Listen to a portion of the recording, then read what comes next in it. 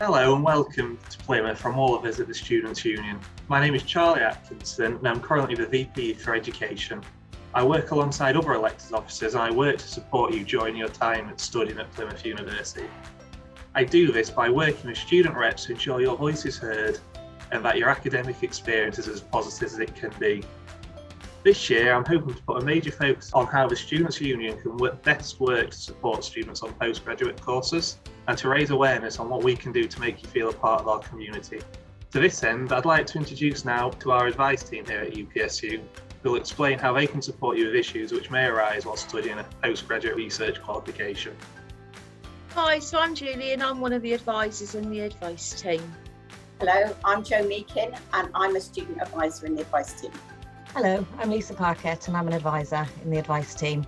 So I'm going to begin by talking to you about the funding aspect of postgraduate study. Hopefully by now the majority of you who are eligible will have applied for and had your funding applications approved by your relevant funding body such as Student Finance England. If you haven't, you can still apply up to 9 months from the start of the academic year, so get in touch with us if you need any guidance. Postgraduate study is usually funded through one of three ways. Some programmes such as PCGEs and health-related programmes attract a standard package of undergraduate funding, including maintenance loans, tuition fee loans and possible additional elements such as childcare grants and parents' learning allowance. Other postgraduate programmes are ordinarily funded through either a PG Masters or doctoral loan.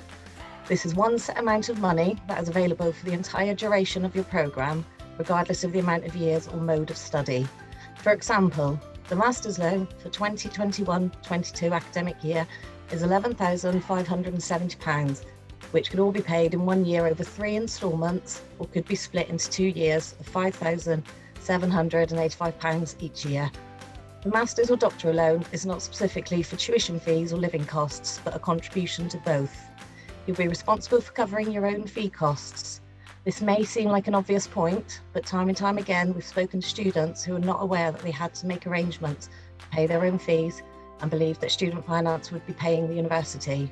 As you'll see from the previously mentioned amount of postgraduate loan, it really isn't that much, and you'll often need an additional form of income from work, benefits, savings, or family and friends in order to effectively manage your finances whilst undertaking your study. I'm going to hand over to Jo now to talk a little bit more about this. Thank you. Thank you, Lisa. Full-time postgraduate students will not be able to claim welfare benefits unless their single parents have a disability evidenced by the award of both PIP and a limited capability for work. So they can only supplement their income from part-time employment or other sources, as Lisa's just said. We understand it may be difficult to balance work alongside full-time postgraduate studies, but this is something you need to think about carefully before you embark on your course. Full-time postgraduate students do remain exempt from council tax whilst they're enrolled, so that is a bonus. Those who study their postgraduate studies on a part-time basis will find it easier to juggle employment with their studies if they're not able to supplement their PT loan from other sources.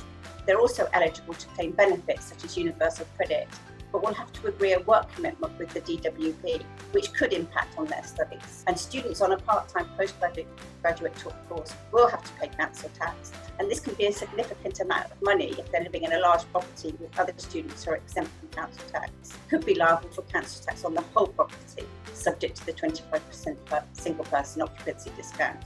It's worth mentioning at this point that the Advice Centre is not able to offer advice to doctoral students who receive a stipend from the university on the employment aspect of their doctoral studies. So if there are any issues relating to employment by the university, doctoral students should seek advice from their own trade union, Citizens Advice or other organisations such as Accomodation. Over to you, Julie. As you are hopefully aware by now, we are totally independent to the university. So we offer free, confidential advice to all our members, that's you, the students. We hope that whilst you're completing your studies, and I mean this in the best possible way, you do not require our help. However, sometimes things can and they do go wrong, whether that is from an academic perspective or a financial one. We offer advice in all areas that are academic, whether that be relating to a complaint, an appeal, or applying for extenuating circumstances, ECs. And we are happy as a team to support you as you navigate your way through the university policies and procedures. We're able to look over draft complaints and appeals before you submit them, and that's purely because they are online pro formas. Where possible, we're able to offer appropriate suggestions on how they can be improved, may not need to be. And what we'll do also is offer information in terms of what we feel you should include that will help strengthen your case. Accommodation is another area where we have experienced a high volume of students approaching us. Did you know that we offer a free tenancy check before you sign any agreement? Now, by that, we can flag up any areas that give us cause for concern and offer up suggestions on what you would need to do to avoid any potential issues. Now, whether you're experiencing issues with your landlord or your letting agent in terms of rent payments, repairs, deposits, to name but a few, we're able to guide you through with the relevant information that you will require. If you're needing to challenge, you can do it correctly. Although it is unusual, occasionally students find that they have a poor relationship with their supervisor or tutor, or feel they're not getting the support and help that they need. It is important, if this happens to you, that you try to deal with the problem as soon as possible, for such a problem will certainly make it difficult for you to work effectively on your research. So, what should you do? Firstly, you should keep a written note of the issues that you have, together with details of the times of meetings or events and the problem that you felt was occurring. Secondly, try talking to your supervisor or tutor directly about it. It might be, of course, that he or she is not aware that there is a problem, and that can be resolved quite easily and quickly if you catch it early. Thirdly, if talking with your supervisor does not help, then talk to one of the other academic staff who you work with. You could perhaps talk to another member of your supervisory team or to the programme leader. They will try to resolve your problems or offer help. In extreme cases, it may be possible to change supervisors, although this is not always easy, since you'll need a supervisor with particular expertise. If the steps that I have mentioned do not resolve the problems, then your university will have formal procedures for dealing with it, as I've previously mentioned, complaints. Information on the procedures will be available from either your department or from the student union, that's ourselves, and we'd be able to offer advice in terms of how you would go about raising that complaint. I wish you well in your studies. I think getting the word out about what we offer is important, and if you do ever need their support, I hope you get in contact with them. It's much better than trying to suffer in silence.